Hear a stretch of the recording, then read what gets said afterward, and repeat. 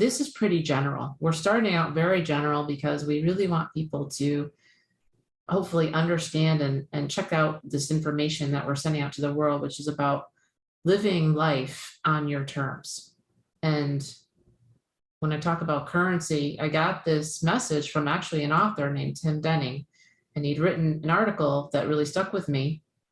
And he talked about how he had traded in his job from 9 to 5 corporate world to doing his own thing. He's a writer, and how freedom and flexibility meant more to him than the old paradigm of let's go to work every day from 9 to 5 or 8 to 5, get 2 weeks off a year, and then we retire with money when we're old.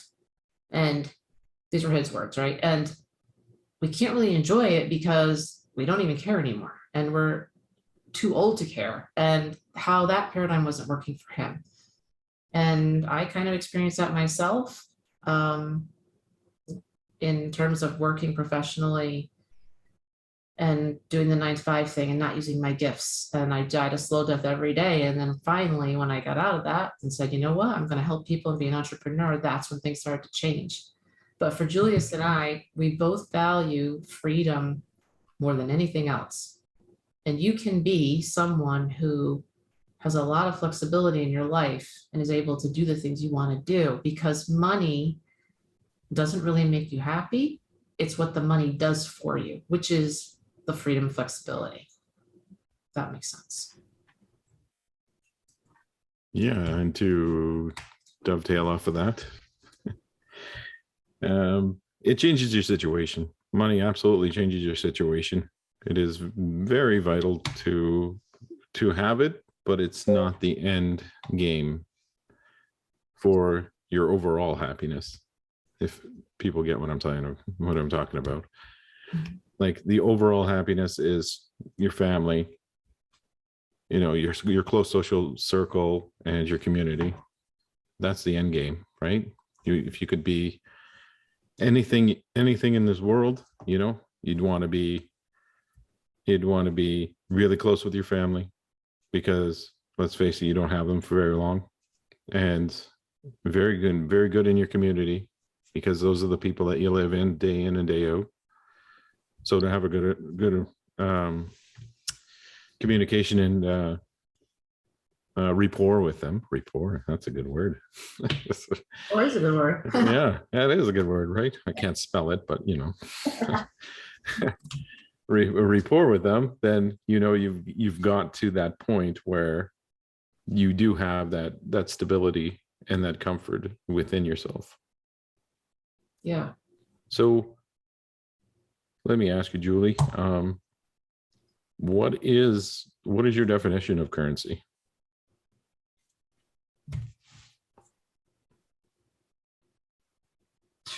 What do you think when you say currency, right? What goes through your mind? I'm not going to lead you down the road where I want you to tell you what I want you to say, but yeah. I will say, like, what do you think when I say currency to you? I don't even have a definition for currency. Like when you talk about working and you talk about salary and money, that feels completely different than the word currency. To me, currency is, I don't even have a definition for this. It's more of like a feeling. It feels like what I can exchange, what I can give to the world so that I can get what I want back, but I can also give of myself. There's always, like in the healer's world, which I'm in, right? There's always an energetic exchange that's supposed to be equal, right? So if I give you part of me and you give me money or something of value, that it's an energetic equal current, that's a currency, right? That's the way I look at currency. But you look at it as like a service. Yeah. Okay. Right. So you're giving out a service to get monetary value back. Right. Yeah. Okay. Yeah. That makes sense. Right. Yep. But there's other currencies in the world too, right?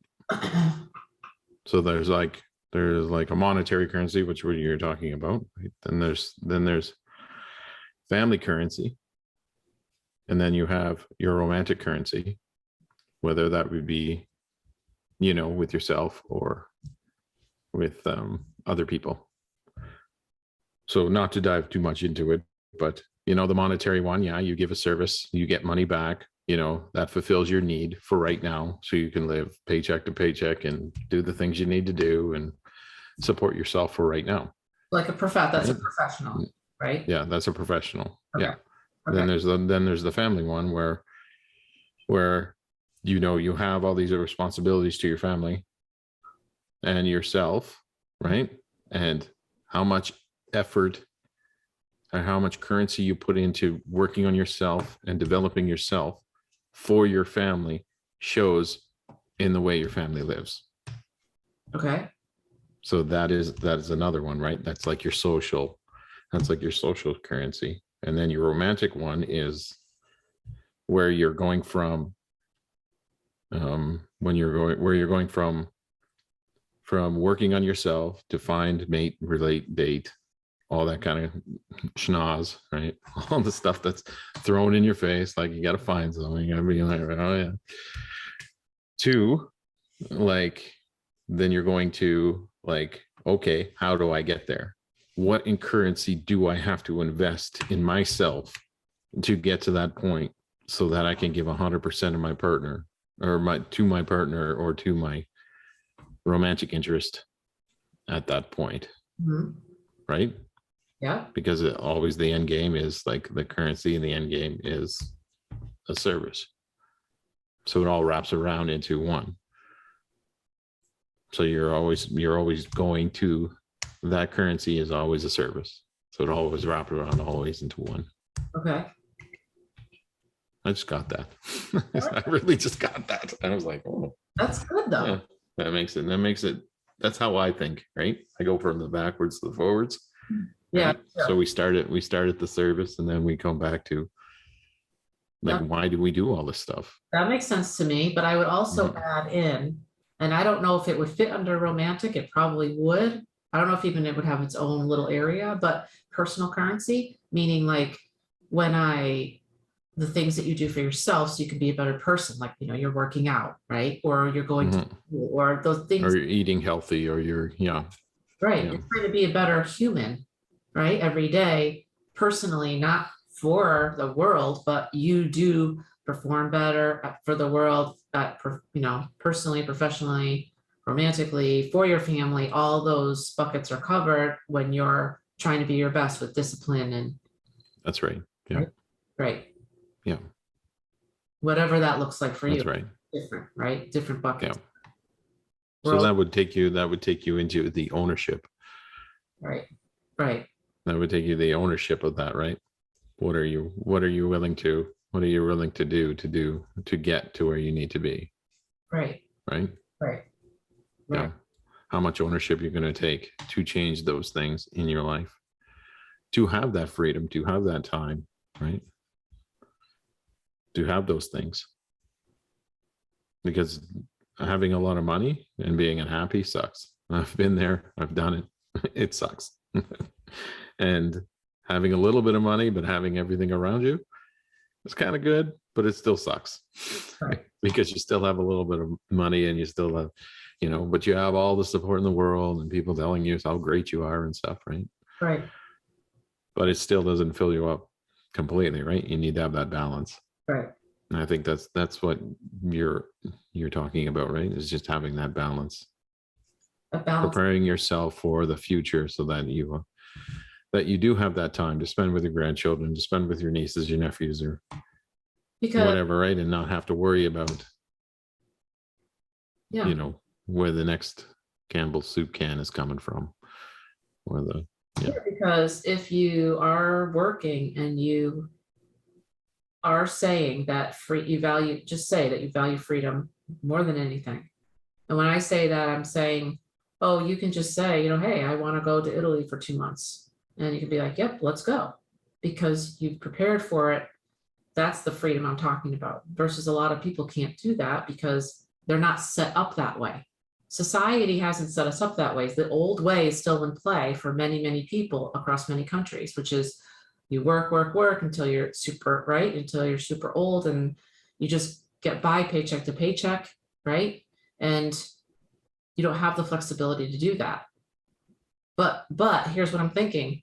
To do that, even if you set that up correctly, you do have to take care of yourself, because if you're physically not healthy enough to do that, to make that trip, right? What good is that? So it does, all those buckets have to be filled to have that prosperity, which is the abundance, which is not really money. It's all of that stuff together. That makes sense.